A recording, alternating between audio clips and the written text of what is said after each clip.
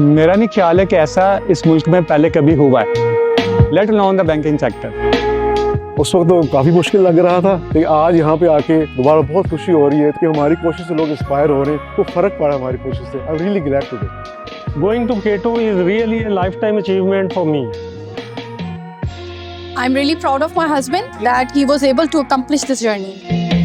It was an absolutely inspiring and overwhelming experience. Climate change should be the #1 priority of Pakistan.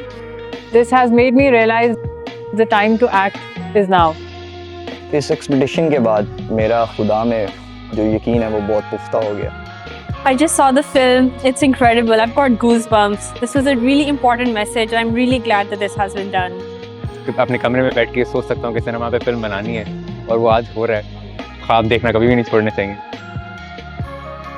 इस film को आज देख के I felt really emotional.